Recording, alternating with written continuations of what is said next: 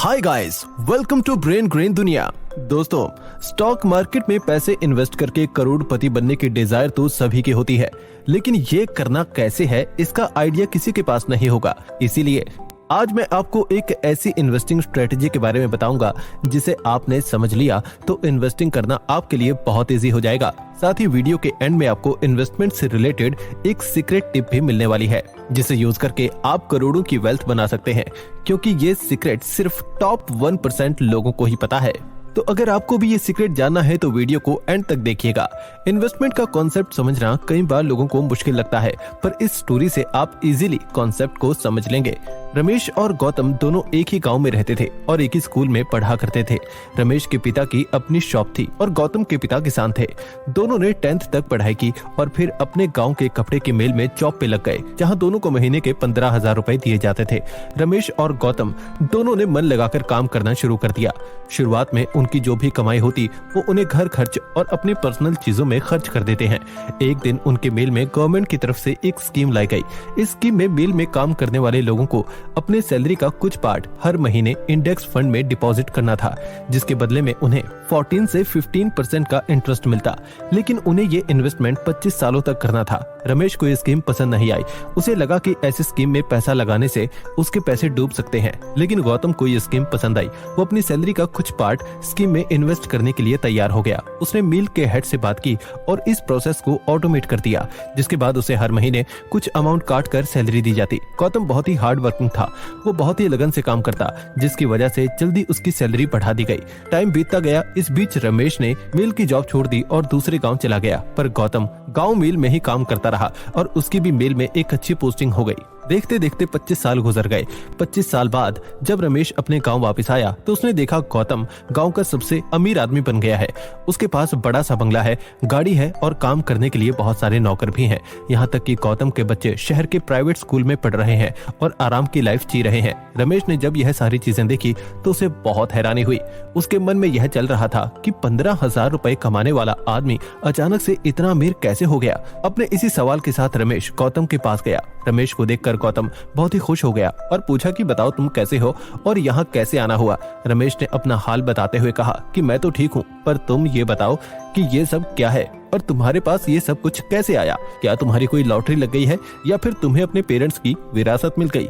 रमेश की बातों को सुनकर गौतम ने कहा, ऐसी कोई बात नहीं है। मुझे ना तो कोई लॉटरी लगी है और ना ही किसी ने मुझे अपनी विरासत दी है, बल्कि ये जो तुम कुछ भी देख रहे हो वो मेरी मेहनत की कमाई है। गौतम की बात पर हैरान होते हुए रमेश आगे पूछता है, पर तुमने ये सब कैसे किया और तुम्हारे पास इतने पैसे कहाँ से आए?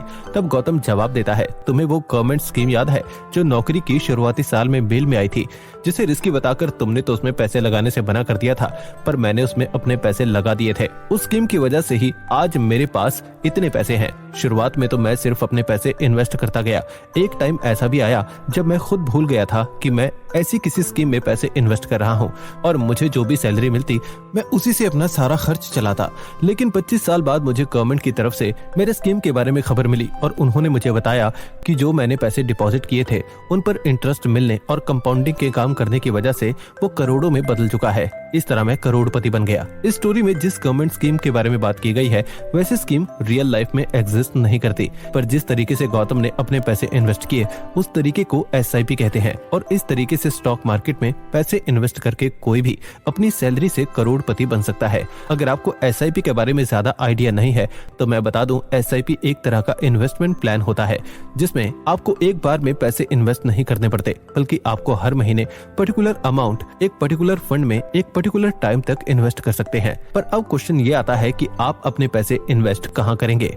अगर हम पिछले कुछ टाइम के ग्राफ को एनालाइज करें तो पिछले कुछ डेकेड्स में निफ्टी 50 में काफी ग्रोथ देखने को मिली। सितंबर 2015 में निफ्टी 8,152 पर था, पर 2023 में यह बढ़कर 20,926 हो गया है। इस मैसिव ग्रोथ में मार्केट कई बार डाउन भी गई है। अगर हम इसे ग्रो के CAGR कैलकुलेटर में देखें तो ऑन एन एवरेज निफ्टी की रिटर्न अप्रॉक्स 13% रही है। मतलब अगर आप निफ्टी में 13% की रेट से SIP शुरू करते हैं तो आप भी गौतम की तरह 25 साल में करोड़पति बन सकते हैं।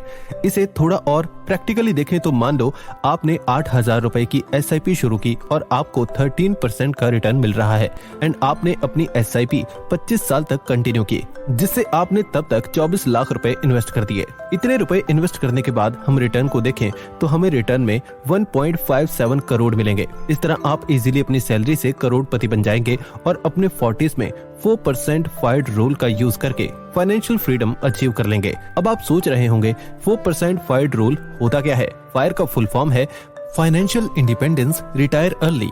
4% फाइड रूल एक स्ट्रेटेजी है जो आपको बताती है कि फाइनेंशियली फ्री होने के लिए आपको एग्जैक्टली कितने पैसे चाहिए।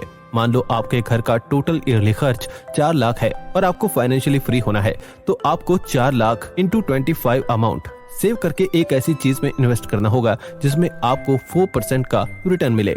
मतलब अगर आप किसी ऐसी चीज पर अपने पैसे इन्वेस्ट कर देते हैं जिससे आपको हर साल 4 लाख का प्रॉफिट अपने इन्वेस्टमेंट से मिलता है तो आप रिलैक्स करते हुए अमीर बन सकते हैं, क्योंकि यहाँ जो 4 लाख रुपए हैं वो आपके सेव और इन्वेस्ट करने वाले अमाउंट का सिर्फ 4% होगा। इस तरह बस 4% रिटर्न पाकर आप फाइनेंशियली फ्री हो सकते हैं। अब तो आप समझ गए होंगे 4% फाइड रूल क्या है। Now let's come back to the point. India में average 23% population salary based job करती है। उनमें से अगर 10% भी इस तरह से अपने पैसे SIP में इन्वेस्ट कर दें तो सोचो इंडिया में कितने सारे करोड़पति होंगे। अब आपके मन में ये सवाल आ सकता है कि SIP ही क्यों? करने को तो आप अपने पैसे लमसम में भी इन्वेस्ट कर सकते हैं और इन दोनों में बेटर कौन है? SIP का कॉन्सेप्ट समझने के बाद अगर हम लमसम को देखें तो SIP से भी सिंपल है, क्योंकि इसमें आपको हर महीने पैसे इन्वेस्ट नहीं करने पड़ते बल्कि एक बार में ही इन्वेस्टमेंट अमाउंट डिपॉजिट करना पड़ता है। लेकिन डायरेक्ट इन्वेस्टमेंट होने की वजह से इसमें कंपाउंडिंग का इफेक्ट नहीं पड़ता है और हमें वो रिटर्न नहीं मिलता जो हमें SIP में मिलता है।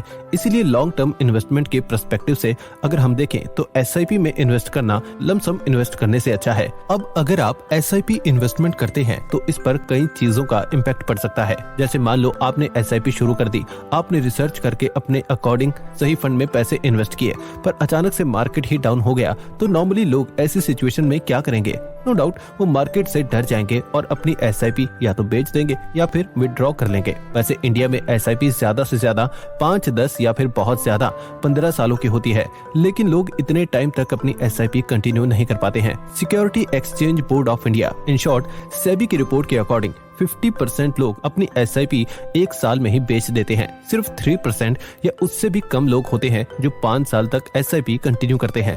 पर देखो गाइस, अगर आपको SIP करके रिच बनना है तो आपको पेशेंस तो रखनी होगी, क्योंकि जल्दबाजी ट्रेडिंग में चलती है, पर बात जब इन्वेस्टमेंट की हो तो आपको टाइम देना ही पड़ता है। कुछ लोग क्या करते हैं, वो SIP तो शुरू कर लेते हैं लेकिन प्रॉब्लम होने पर वो शेयर्स की तरह SIP को भी बाय और सेल करते हैं। लेकिन इन्वेस्टर्स जैसे वॉरेन बफे हो, रे डालियो हो गए, ऐसे जितने भी लोग हैं वो अपने इन्वेस्टमेंट को हमेशा होल्ड करके रखते हैं और यही रीजन है कि दुनिया के सबसे बड़े इन्वेस्टर वॉरेन बफे, जिनकी नेटवर्थ आज के टाइम में $119 बिलियन है, उनमें से 90% वेल्थ उन्हें उनके रिटायरमेंट के बाद मिली है। और ये इसीलिए हो पाया है क्योंकि उन्होंने अपने इन्वेस्टमेंट को होल्ड करके रखा था।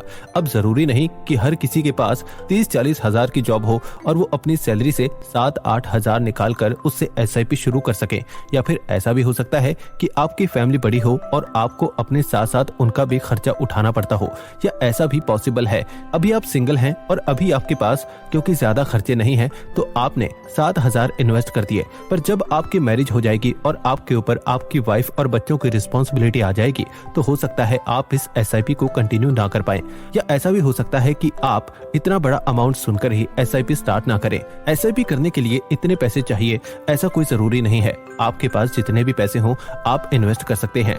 जस्ट कीप बाइंग बुक के ऑथर निक मगोली कहते हैं, सेव व्हाट यू हैव, मतलब आपके पास जितना है उतना सेव करो।